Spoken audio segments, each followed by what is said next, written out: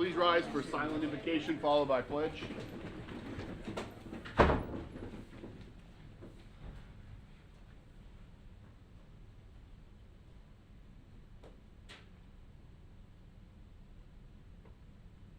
Amen. Pledge allegiance to the flag of the United States of America and to the republic for which it stands, one nation, under God, indivisible, with liberty and justice for all. Thank you. Court call the roll. Councilman Foley? Here. Councilman Gilbert? Here. Councilman Green? Is here. Vice Mayor Groves? Here. Mayor Stiltner? Here.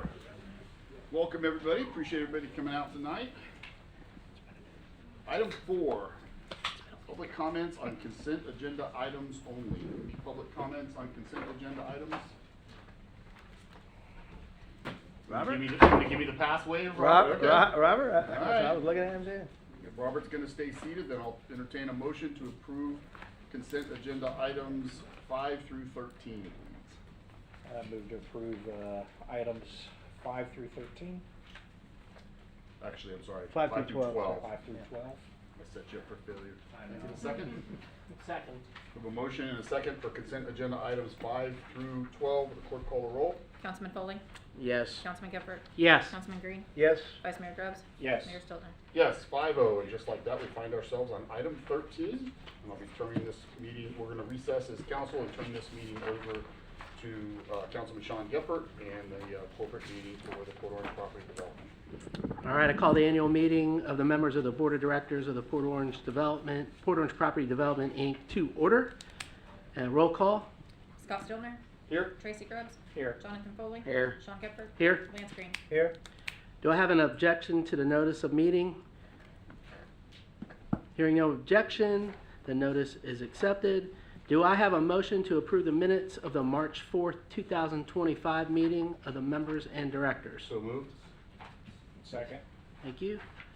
And now we have the election of officers No. for the Board of I didn't always Directors. vote on that Point of one. order, we need Oh, a I'm sorry. call. Thank you. Voice vote? All in favor, say aye. Aye. Like sign for no? Okay, thank you. Okay. Item number 4 is the election of officers of the Board of Directors.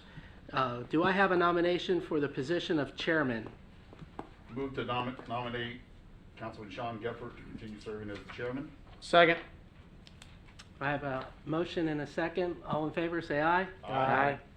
Looks like I'm here again. All right. Double the pay. I like that, Lance. Thank you. Do I have a nomination for position of vice chairman? Make a motion, who was the vice chairman last year? Just I can tell you it was Mr. Green. Mr. Green. He did a great job. Fantastic I think job. I'm gonna make a motion to reappoint Councilman Green as the vice chairman. Second.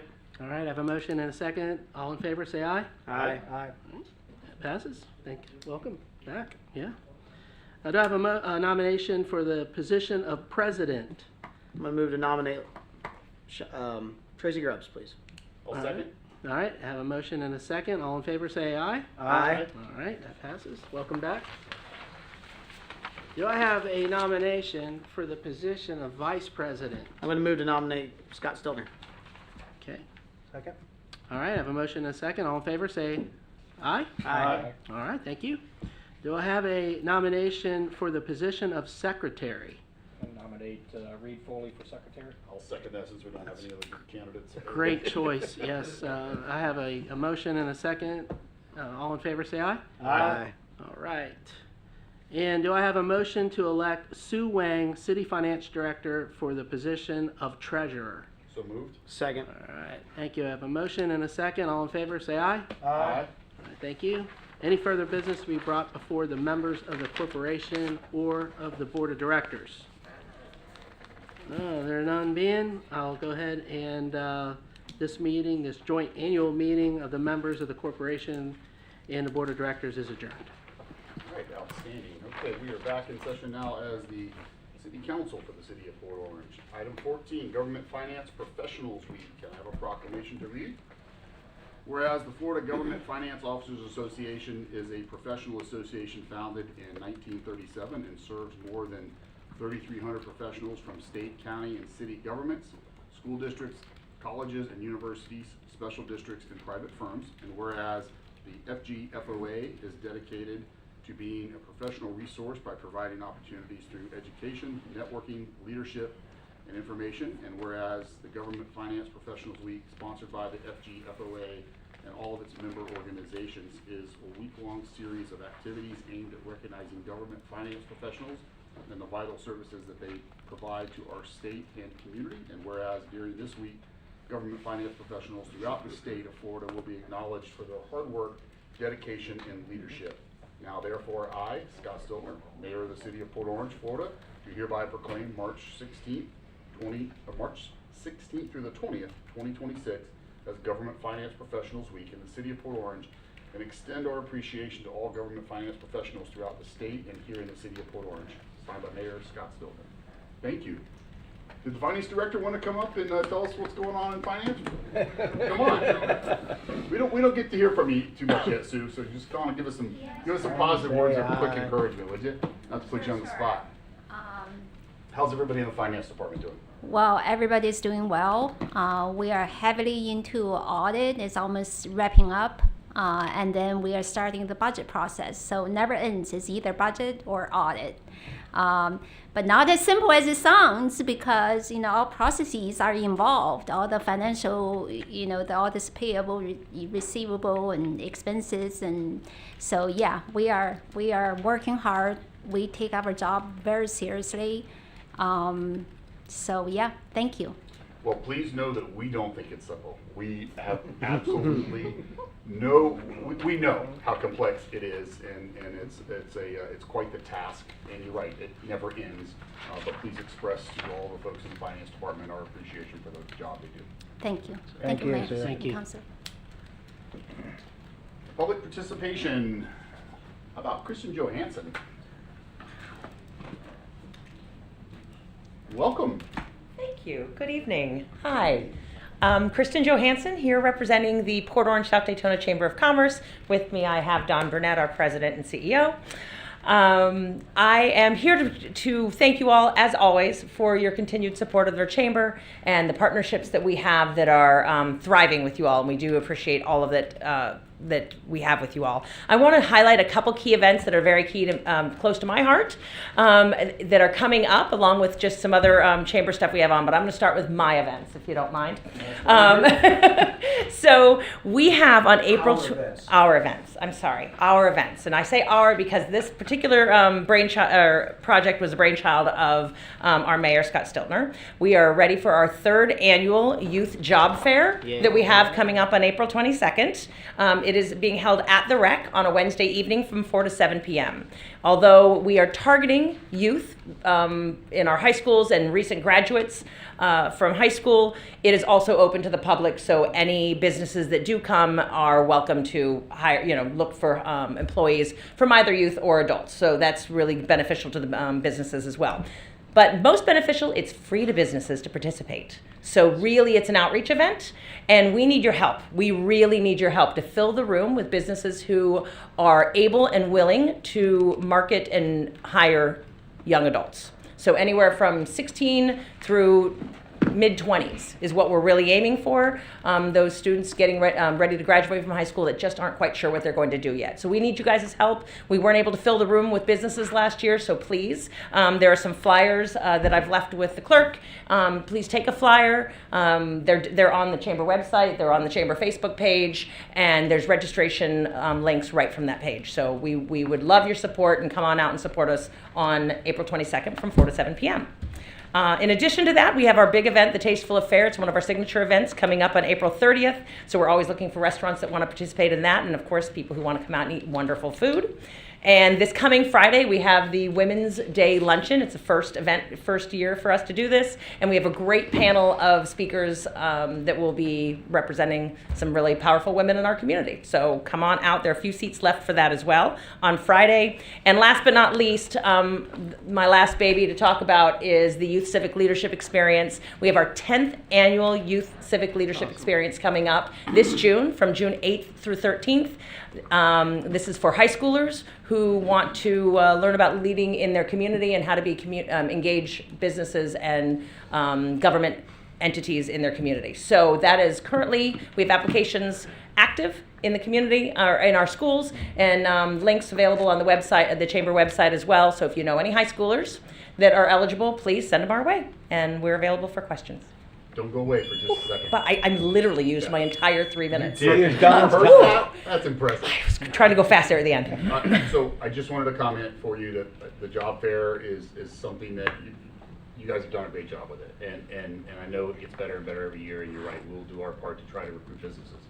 On that job fair note, Yes. I know that you probably don't watch the Volusia County Council meetings. I don't blame you. I really don't. Right? I wouldn't want I'm to. sorry, I get a debrief later. But I happened to watch some of that today, and I want to share with you that there was considerable discussion about the lifeguard program. Yes, they are already on our list to Yeah. invite, for And sure. So I want to encourage anybody, every year the Volusia County Lifeguards have come out and attended this event and recruited a lot of kids. And there's a lot of kids who I think would want to look into this. By the way, it is an incredible opportunity. It is a fabulous employer to work for. But this year it seems like they really want kids to understand that even if you're not the best swimmer or a super strong swimmer, they made a special point today to say, we will work with you in advance. We will start working with you now. If you're worried about, hey, come May or June, whenever they have to take the water test, you're worried about that because maybe you haven't done a lot of swimming, they are willing to work now. So even prior to that, as we spread the word, because by the way, they have really had a hard time filling all of those spots. And it's a good paying job, and it is a great opportunity for our young folks. So I wanted to plug that for you. Fabulous. We actually backed up the date of our event. Specifically, they were one of the businesses that said we could use it earlier before Yeah. all of our qualification tests are done. That's awesome. So please, if you know, a lot of high school, I don't think that can maybe be college students too, but high school students specifically that might have an interest in this, please have them reach out to the Volusia County Beach Department ahead of this, and so that they can kind of get started if they want to. But great information. Thank you all so Always much. a pleasure to have you. Don Burnett, President, CEO of the Chamber, come on up. Well, good afternoon, everybody. Don Burnett, President and CEO of the Port Orange South Daytona Chamber of Commerce, but that's actually not my reason for asking for 3 minutes, and I'll try not to use all 3 minutes. I wanted to make sure that everyone was aware of one of the best kept secrets in Port Orange. The Atlantic High School boys basketball team has made the state Final Four. And it's okay to clap. Hey, I'm a Proud Creek grad. But I have been doing stadium announcing for Atlantic High School basketball for 12 years and football for 10. And watching these young men grow up and mature, not just with basketball skills, but real life skills, learning how to deal with adversity. I called my last home game of the season Saturday night. They were down by 8 at the half, and they came out on a 15-0 run after and a 22 spurt to start the third quarter and just to control the game. What I would ask, Mayor, is that no matter what happens, that you bring them in to honor them, because they're terrific young men and represent this community in a terrific fashion. And I would love it if that best kept secret was a little bit more written about in the media and of course on social media. And with that, you're also going to be seeing the handout a little bit, because the city of Daytona Beach, I know, has always been able to support Mainland High School because they've got a racing and rec fund. I know the city of Port Orange doesn't have that, but what we have is a lot of generous people that live here. And next week, when they go to Jacksonville for the Final Four, those games are Tuesday and Thursday, they're going to need transportation, they're going to need hotel rooms, and hotel rooms up there cost just as much for the small schools as they do for the big schools. So, and between all that, we want to take care of these kids. So keep an eye out. I'll be posting something because they're going to be sending me a link as well. But I'd very much appreciate if you have the opportunity to recognize them as state champs. But at the very least, they've gone further than they've ever gone before, and they're terrific representatives of their school and the city. Thank you. Awesome. Thank you. Thank you, Don. And I would echo that making it to the Final Four at any level in high school basketball is an achievement in and of itself. That is an incredible feat to do that. So thank you for bringing that to us. All right, council members, we're going to start with Mr. Foley tonight. Just want to put one thing on your radar. Due to some changes in my work schedule, the TPO meetings are going to be really difficult for me this year. I know, Tracy, you've been my alternate. I'm good for March, but after that, it's going to get really, really touch and go for me. Since council, we self-appoint to these, maybe at the next meeting we can discuss if there's a willingness for someone who could possibly step up, because that's one of the most important boards that we are a part of as a city and organization. It's been an honor to be a part of it, and not only at a basic level, but also as the first vice chair now. In fact, I'm in line to be chairman this year, and I just wouldn't feel right taking that, knowing how much I'm going to be traveling for work. So just not important tonight, but something to think about, and maybe we can discuss at our next meeting. And you guys can look at your schedules. They usually meet on the fourth Wednesday of every month. I'm on the executive team, which meets on the first Wednesday. I don't believe you would be appointed that position as well. I believe that would go to somebody else. We may end up there as well down the road, but just something for you guys to keep in the back of your head and you can talk about in a couple weeks. Okay. Thank What you. else? That's it. Tracy?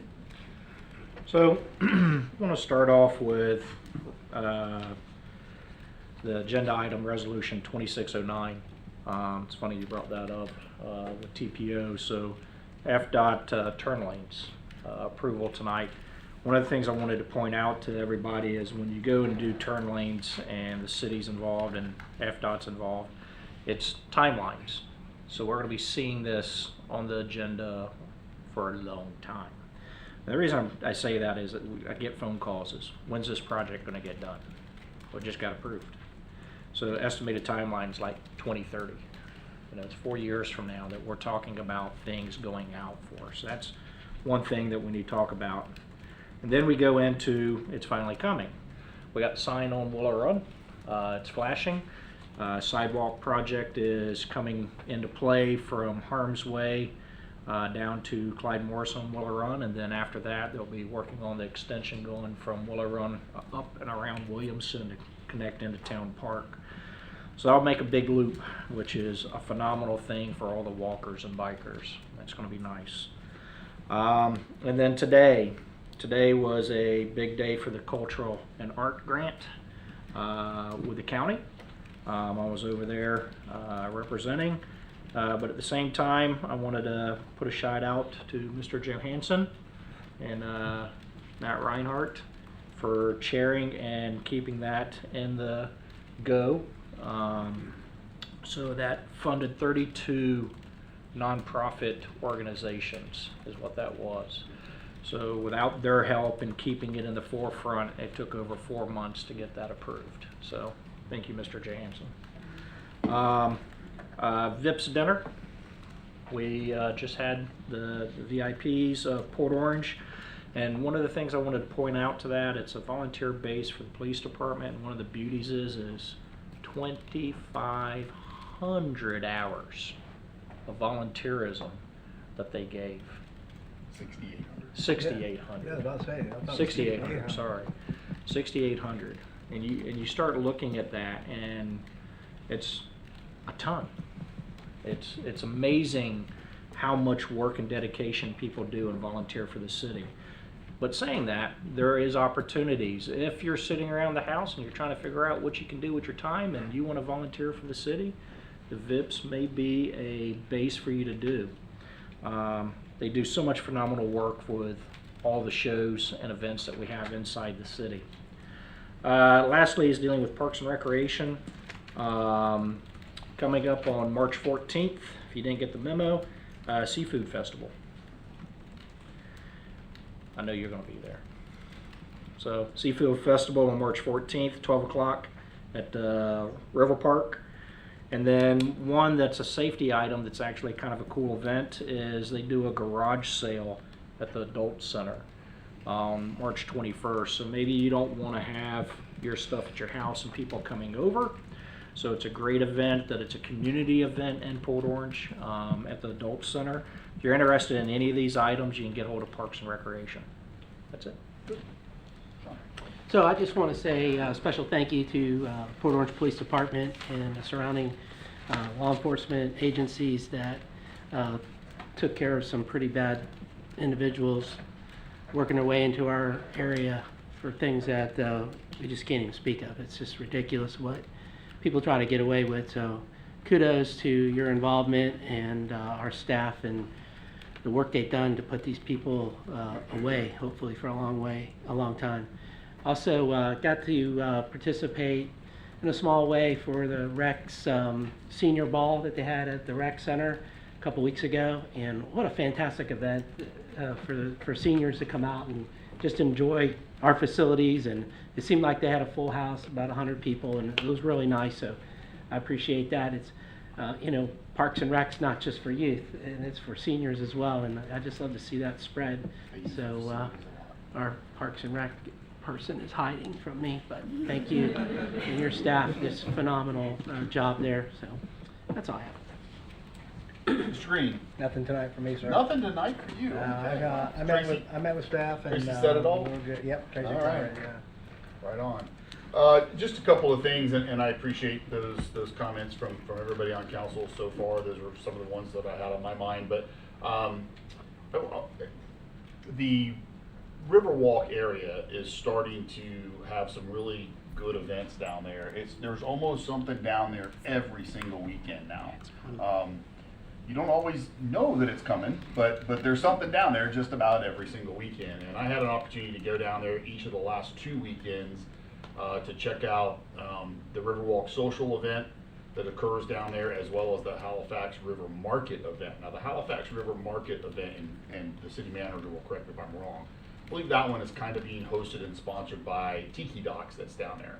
But what I wanted to say about that event, and by the way, the next one is going to be, it's a Sunday morning thing. I don't think they're having it every Sunday. I think it's like every other, but 9 a.m. to 2 p.m. and the next one is March the 8th. So not this Sunday, but the following Sunday. It was really nice event. Plenty of vendors. The weather wasn't perfect, yet there was a really good turnout of what. And I shared with the city manager. I guess what I wanted to say is the vision of Riverwalk has been something that's been going on for decades, and I saw it that Sunday. I saw what we've all had, that vision. Our residents coming down, being connected to the river, the waterway, having an opportunity to be down there with their families. And I mean, there were people down there with young kids, and there were senior residents, and everything in the middle. And it was really nice, a little bit of live music, and there was some great stuff. So I really just wanted to say how much I appreciate that. It's a great opportunity. If you're passing by or you're looking for something on Saturday and Sunday mornings, it looks like there's just about something down there all the time. Events that are co-sponsored by the city, you'll be able to find those on our social media pages and our websites. But there's a lot of these other events that are privately hosted. You'll have to look for those on social media as well, but they are out there.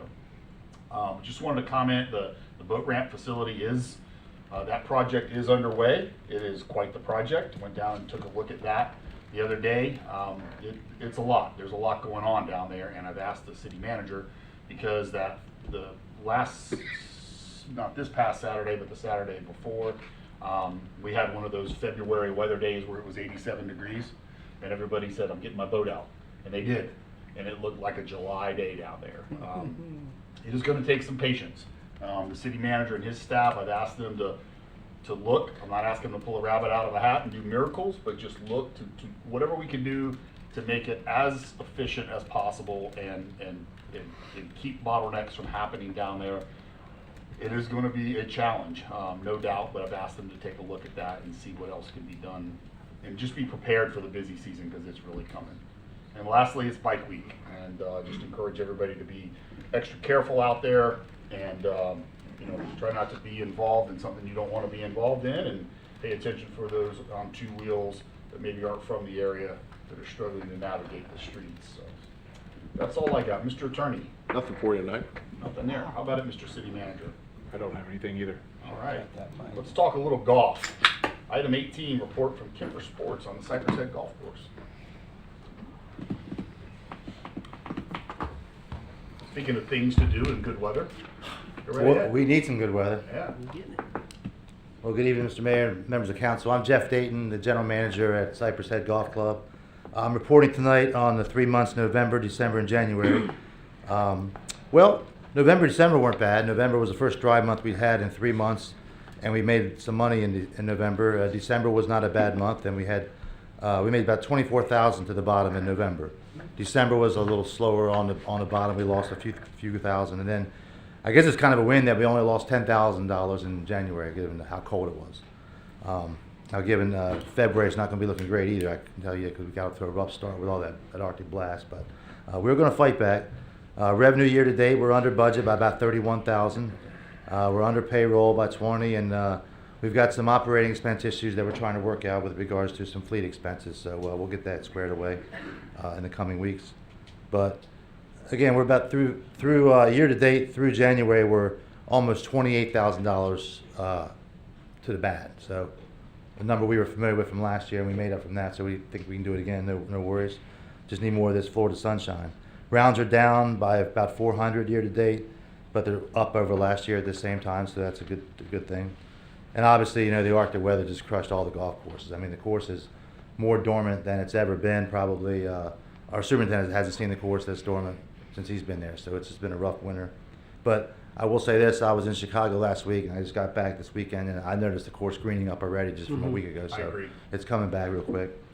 But our team is performing well. We won some awards in Chicago for Kemper Sports, for making Par Club, and also for True Service. Our NPS, which is a Net Promoter Score, I always talk about that, was 90.6 over the last 3 months with a service satisfaction of 9.7, so that's solid. Course conditions are great. Darren and his team still do a fantastic job. We always have the top conditions in the area, and with that we won the Best of Daytona again. We also won 3 separate categories in the National Golf Foundation Players' Choice Awards. So we didn't win, I should say. We finished in the top 5 in 3 different categories. That's throughout the country, so those are big wins for us.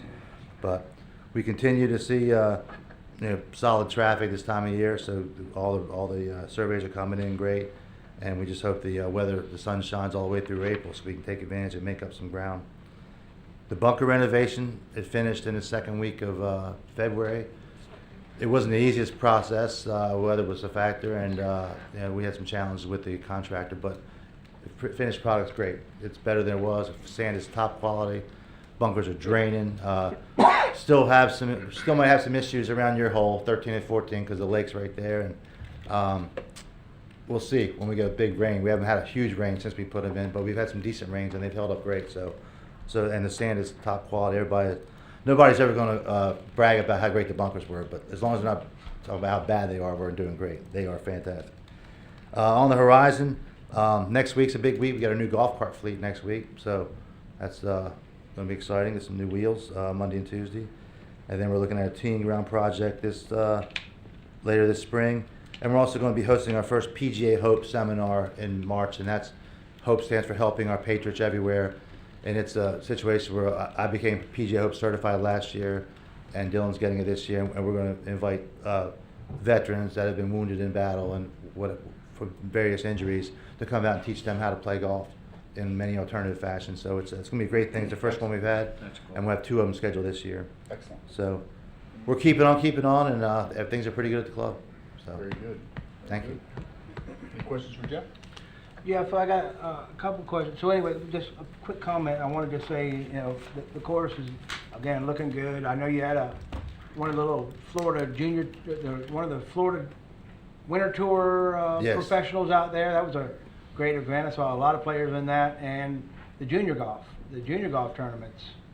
What are they, like top 100s or something? It's, We have Florida Junior Tour yeah. and U.S. Kids we run. I And, mean, some great tournaments, and the course looks great.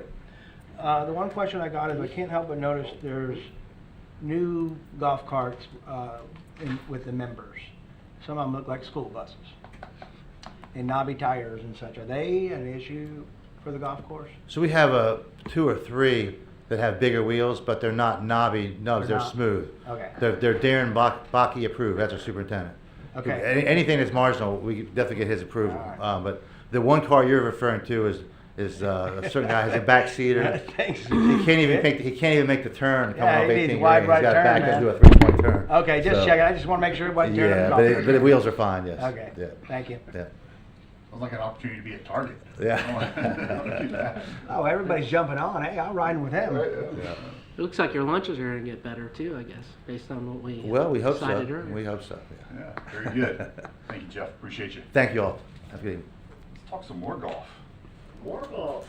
Come on up, Golf Advisory Board. Now let's get the Now the truth. bad Let's- news. Let's get the other, let's get the other half. Everything he said. How was Get the other half. how was the Caribbean Islands? You look Bad. like you've been down in the No, islands. no, Look at the that's, sun- I was out pouring concrete today. That's why Oh, I lost okay. my You were, voice. I'm or you sorry. were Yeah. golfing. Right ahead. Anyways, everything, it's all good news, as I hope you guys appreciate. The change to the restaurant management is, everybody's looking forward to it. I think that's a good change. They're all, very happy to see Kevin coming back. He already talked about the new carts coming in. The course conditions continue to be phenomenal. If you've not played recently, it's amazing. I had a friend down from Minnesota, so we played when it was 37 degrees. He thought it was wonderful. I was freezing, but he thought, "Oh, this is great summer golf." Excuse me. So, but it is. The staff still is just so helpful when you need something. You got the. I think Jeff refers to him as. Jeff, what's the name? Oh, Jeff He left. He left. Okay. The staff help the guys running around on the course. They'll look for balls for you, help you speed up, that kind of thing. Player So- assistance. Player assistant, thank you. Yeah, I knew Lance would get that one. So that's really working. Apologies, the voice again. If you've not taken advantage of it, or if you know people who are trying to learn the game, they do a Saturday group lesson at 10 o'clock. It's $20. It's very inexpensive. Jeff even tried to teach me how to hit a hybrid this week. Failed, but it was inexpensive. But it's really good. There were about a half a dozen people. Sometimes there's 20, but they have 2 or 3 or 4 of their people helping you, participate. It really works out well. And what else have I got here? No, I'm good with it. It ain't gonna improve. There are 2 people who are leaving the Golf Advisory Board. And one is an early termination, the other one is just expiring in April. We have 3 people who will be coming with applications, at least they've indicated they will, before the council to get your approval to select 2 of the 3. So that's going well. And I guess the last comment's on the traps. The traps are really wonderful now with this granulated sand, angle cut. What it does is it really helps if you hit the ball into the trap, particularly if you hit it high. It really doesn't plug nearly as much as it would. The disadvantage is because it's soft, your feet really sink. And so it's really important that people rake the traps after they get out of it. Even if they take some 8 strokes, it still needs to be raked. It also gets very hard when it rains. And so it switches from being a very soft thing to a very hard thing. So you really have to get adjusted to that. But they look great, they drain well, and everybody's really pleased with what they did. As Jeff said, some of the surrounding area, the grass that was being replaced didn't get done very well, but his crew has come in and enhanced that, and they're continuing to do that. There's about 3 or 4 more holes that they've got to work on. That's all I got. All right. We happy? Any questions for Rich? All right, Thank you, Rich. great, thank you. Good to see you, man. Thank Take you. care. That's right. All right. Need you to cook it up out there, Kevin. Ready to go. All right, now we'll up to the regular agenda, item number 20. Removal of historic live oak tree at 164 Sweet Gum Lane. Like the community development director's gonna come up, give us a little insight We need here. a motion first. Oh, yeah, can I get a motion in a second to put this item on the floor? That's okay. Get a motion Go to. ahead. I put a motion to remove the historic live oak tree at 164 Sweet Gum Lane. I just second it. We have a motion and a second for the approval of item 20, removal of a historic live oak tree at 164 Sweet Gum Lane. Thank I you. believe the motion would also include a waiver, that's what's being asked for, right? Correct. All right, go ahead. Thank you, Tim Berman, Community Development. Again, this is one of the ones where I think the pictures kind of spell the whole story here. This site is, you can see this is the tree in question is right next to the quadplex unit here. It's about a foot from the porch there and about 5 to 6 feet away from the structure itself. One of the issues that the property owner has, why he's requesting that, is that over the course of time, the root system of this tree has been lifting up that patio and the surrounding area, ground around there, and pitching it toward his front entryway then. So water, when it rains, is going into the home. He has already replaced the drywall within the home and the cabinets there. I think he also had a mold test done and it's come back again, so he's probably going to do that repair again. We included that in the report. He got with a contractor before coming to us about the tree removal. They looked at possibly doing some drainage improvements there, but the concern was that once those improvements are there, then the tree roots are still in place, the tree is still growing, it would eventually clog, damage that drainage infrastructure. That would be a temporary fix then. So the last request was to come back with the removal of the tree. They did get an arborist there. The arborist did indicate that the only way to really get rid of this nuisance this tree is causing to this person's house is removal of the tree then. So therefore, the property owner is requesting the removal of the tree. Since this is a quadplex, it is technically considered multifamily. The way the code is written, it does require city council approval. It also requires a mitigation payment per the resolution that we have established for multifamily. That mitigation payment is around $6,000. I think it's $6,441. However, the way this structure is, this quadplex is set up is not typical of your large apartment complexes with that multifamily designation for that tree mitigation was set up for. This is similar to a kind of a single family detached home here in terms of they own the unit, they own the land around it then. So we looked in the code and there is a single family mitigation payment which is $2,036. That is what staff had initially recommended. When this went before the EAB board, they are required to make a recommendation on the mitigation payment or replacement of trees. They decided to basically side with paying the mitigation payment since there's no really room for replacement trees on this property. And they also, after they made their recommendation for mitigation payment, they basically also put their comments too that they think that the fee should, or the mitigation payment should be waived there due to the damage that this has caused to the property owner and also to the cost of removing the tree. I think he has provided us going to be around $30,000 to do the improvements to the house, plus to remove the tree, and then in addition to that, he's got some patio improvements will have to be made then. So staff is recommending approval of the removal, and then basically, we'll need some guidance on the mitigation payment. And unfortunately, the property owner was going to be here, but he unexpectedly had to be out of town. We found that out this afternoon then, so he unfortunately is not able to attend, but he did provide a letter then, and we included quite a bit of the information he had provided us in the report. Yeah, and for council maybe that hasn't had a chance to catch up on those emails, that is in your email inbox from this afternoon. So, Lance, let's start with you. I'm gonna just say, this is like a no-brainer to me.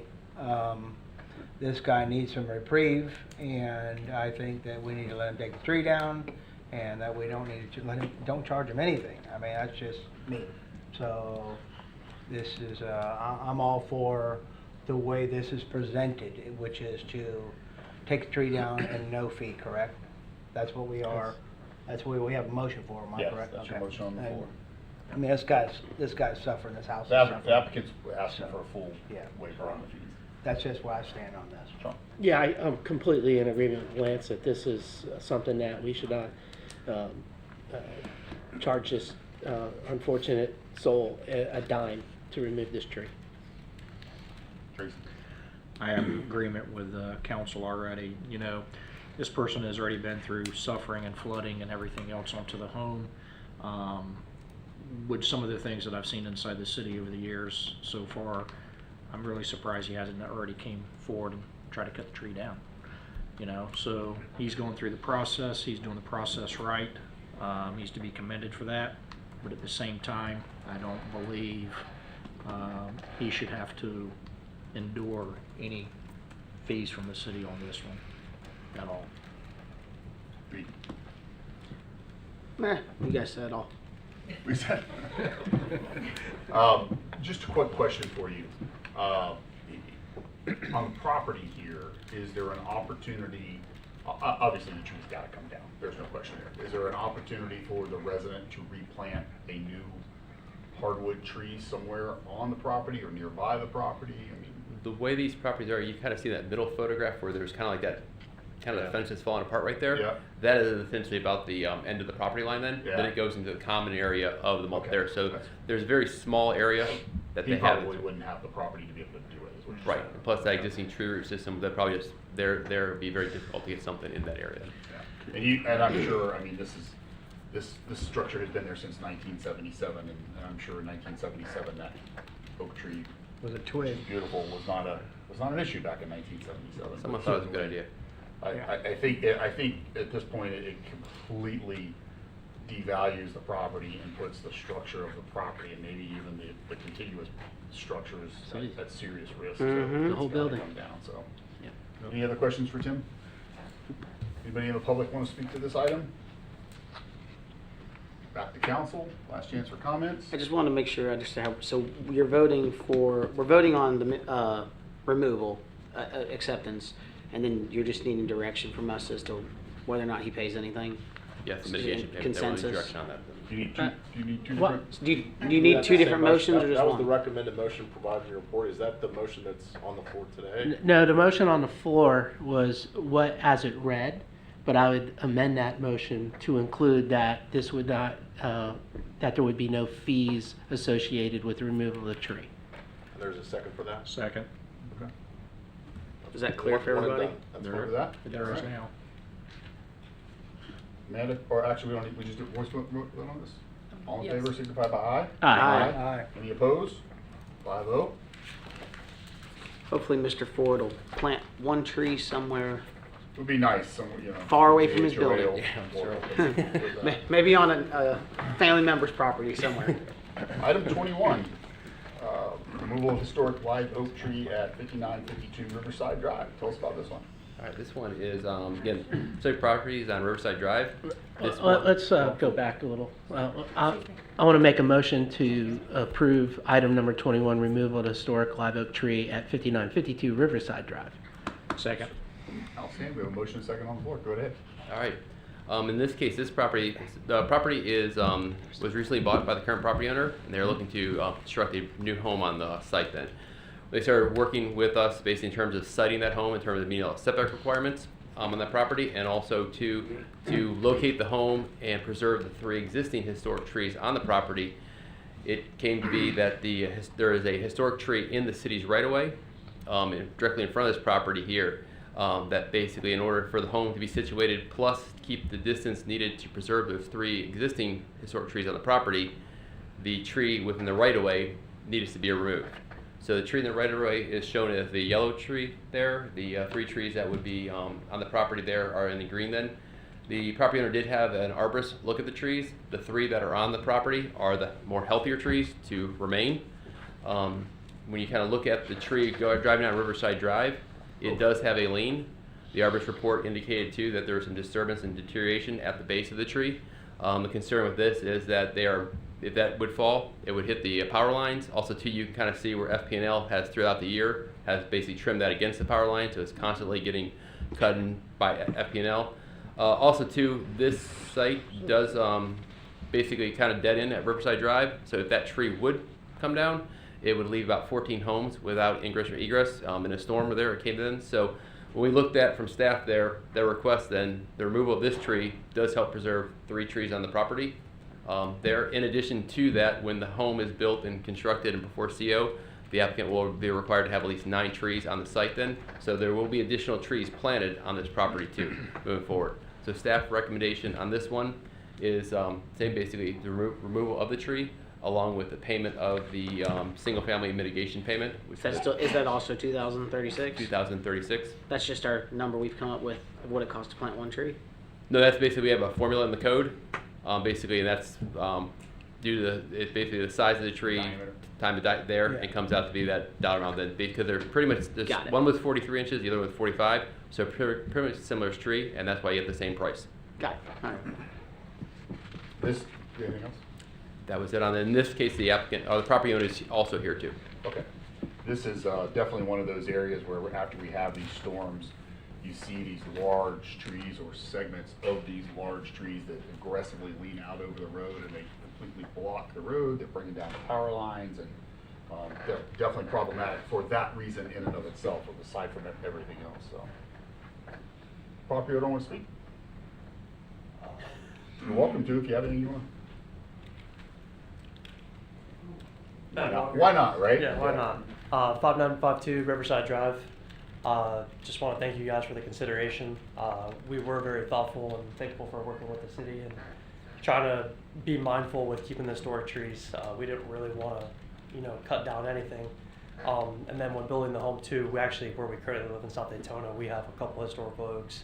We just recently lost one over, not this past year, but the last storm.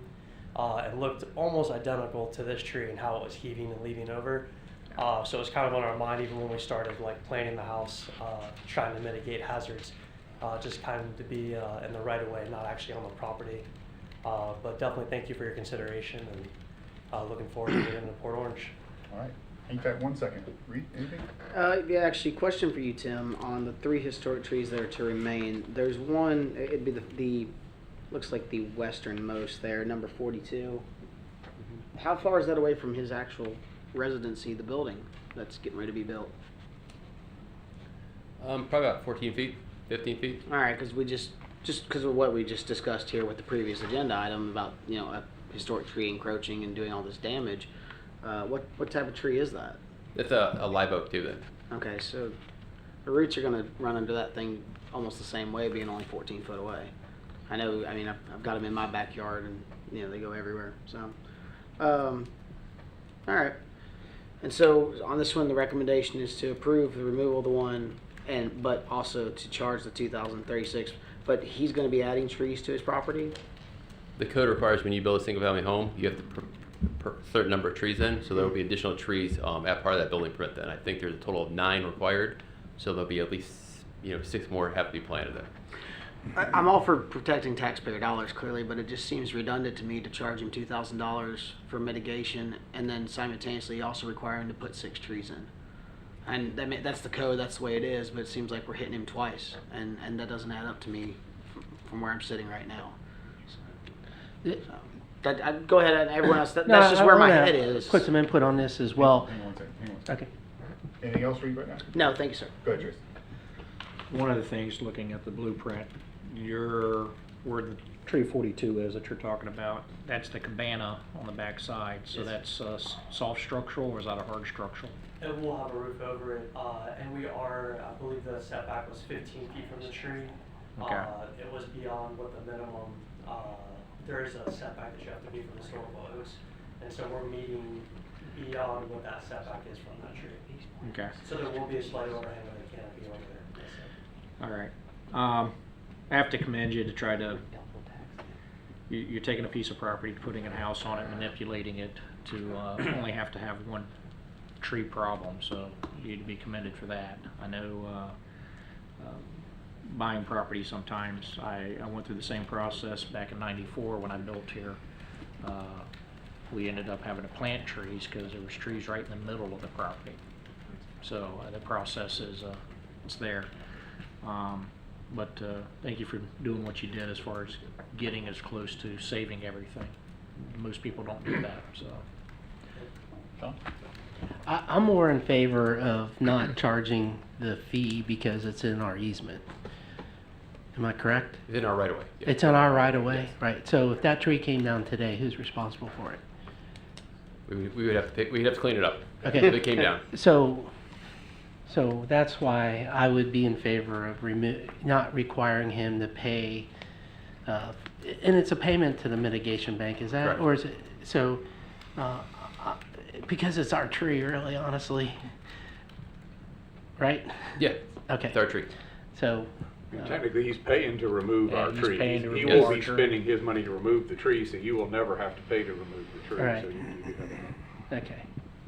That But was my but he's fault. removing a tree and then he's getting charged to remove the tree. Correct, that's correct. So he's paying to remove the tree and then we're charging him on top of that. Yes, sir. Correct. Just to, so I And he's would, planting 6 more trees. yeah, but I understand why you plant 6 more trees. That's part of the code. We don't waiver off of that.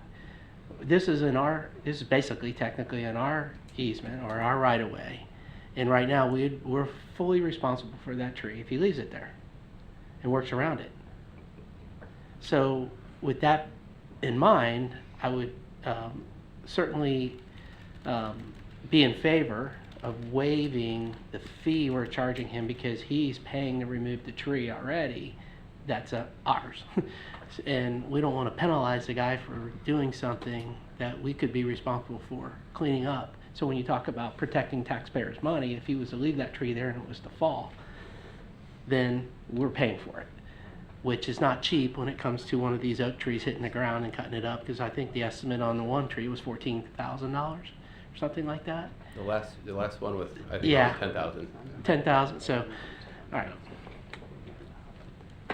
So Tim, a couple things. So I went and looked at the tree, and again, the tree looks hideous. I hate to say it, and same deal. I mean, I'm confident with the finished product and a mature product when it's done that this guy's going to invest a nice product. Isn't the code? You're saying he's going to be adding 6 trees now? Isn't the code like per inch? He's got to have a certain amount of inches. It's basically per area. I think it's 2,500 square feet of the lot. It's slightly under, it's about half acre then, so it comes out to 9 trees then.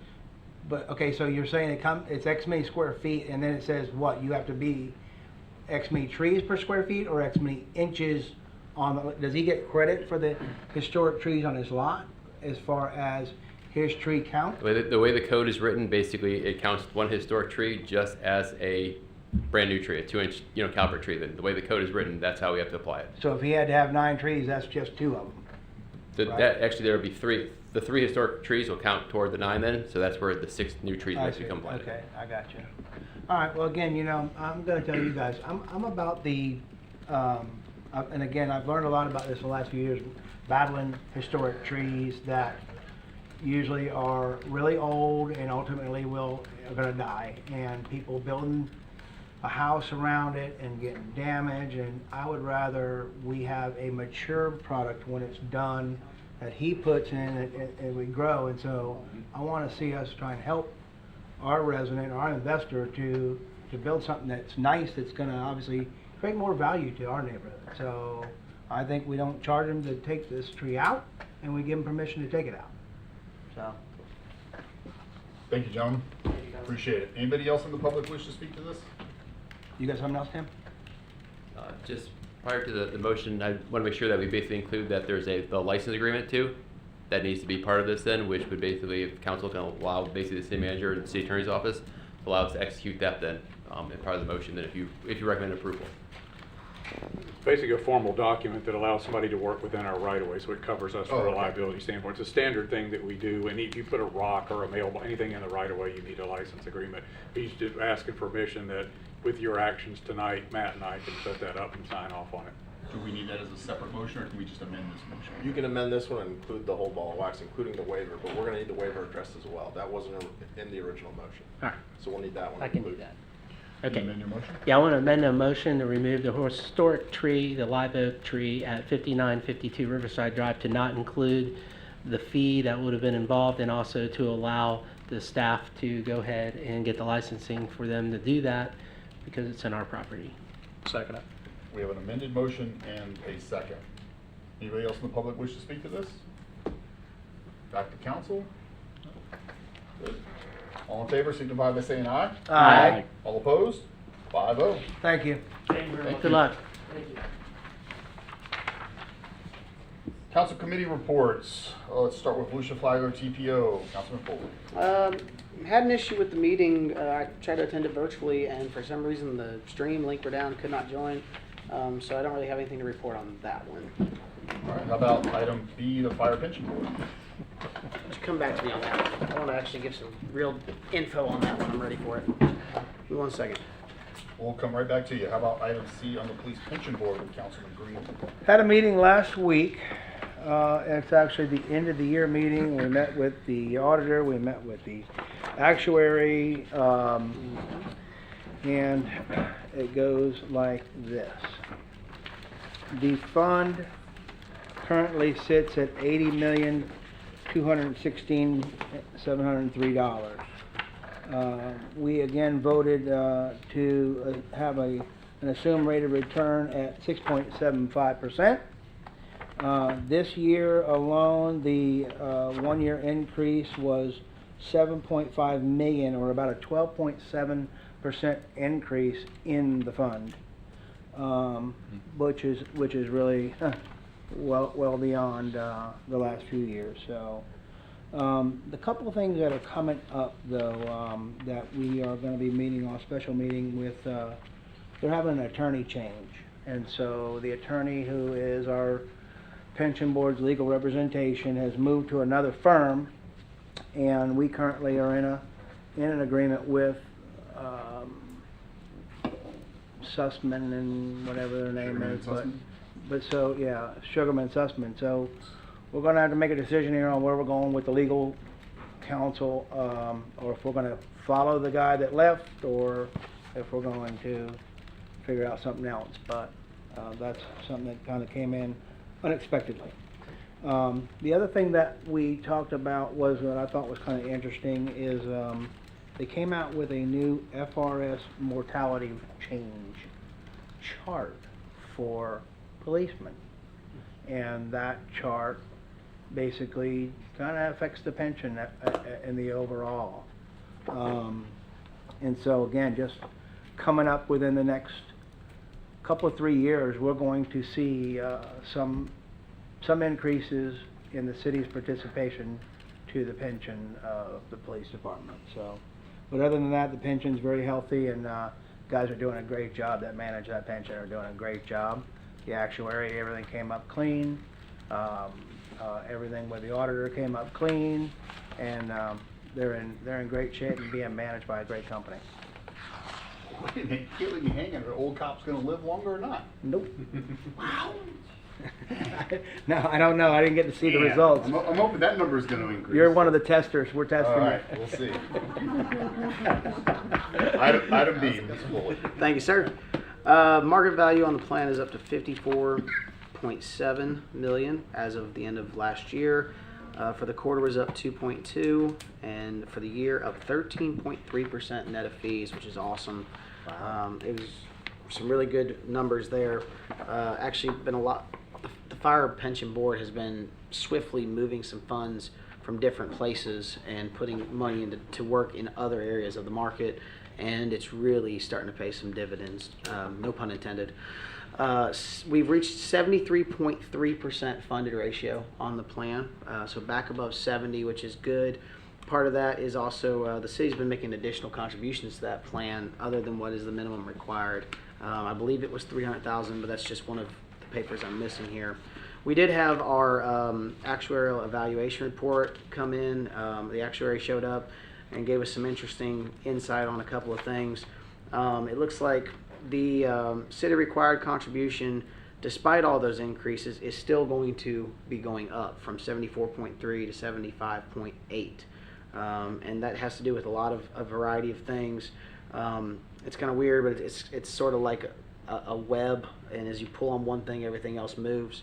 So, you know, everything from just pension changes and, you know, what benefits are offered to salary increases, every single thing, you know, changes it. In fact, the actuary was pointing out the assumption that he had for salary increases, you know, was assumed 4.48% in 21, and basically had been assuming about 4.5%, and we actually ended up doing 8% in 21, 15.9 in 22, 11.08 in 23, 11.6 in 24, and 4.31 in 25, which is the first time we've been really anywhere near that assumed amount of salary increases. And that just affects the overall funding of the plan, which gets into everything else that we have to talk about as far as, you know, percentage of payroll that we have to put into the retirement. So it's really interesting to see. Something important to bring on the radar for the city manager and for finance is that, you know, we have an assumed rate of return right now of 7.25, and FRS is at 6.75. And what you don't want to have happen is the state come in and say, you're half a percentage higher than we are. Why are you there? Because then you're going to have to explain yourself, and they could immediately drive you down to that 6.75, and you have no choice. And then our adjusted percentage of payroll goes through the roof. And so we don't want to do that to the city, because it's absolutely going to put us behind. You know, you're talking, that could be $1 million+ annually. So in order to try to avoid that, I've suggested, and I believe the actuary is on board with this as well, to just tick it down another 0.1% and just keep moving closer to that FRS target.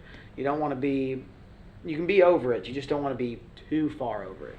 And that seems to be a consensus on the board. They're doing a great job, and really proud of all the work everybody's been putting in there. Anything else? Nope. Good. All right. So I actually had a last minute conflict, so I was not able to attend the General Employee Pension Board, so I'll get the follow up on that and bring that back to you guys at the next meeting. But just a comment on all of the pensions is that that is almost like a living thing. It doesn't stop, right? And so there's always adjustments, always assessments. Actuary stuff is always going to change. It's just something we got to keep a really close, mindful eye on. I will just tell you guys that in my opinion, the councils for us and this council have done a good job nursing these pensions back from where they were 12, 15 years ago, because they were in trouble. They were in big trouble. And the taxpayers have made a great commitment and investment, and the way the boards have managed and the councils have overseen these things, it's working. And it's getting back there. It's going to need always that constant nurturing and that oversight and these decisions, like Councilman Foley just said, because those decisions cost a lot of money, and you got to figure out how to navigate and get them there. And yes, there's, the state can take a look and all that. All that just to say that the pensions are doing well, and they have trended in the right direction. And so that's a good thing for us. Anybody else have anything else to come before us tonight? Well, that being said, have a good night. Be safe.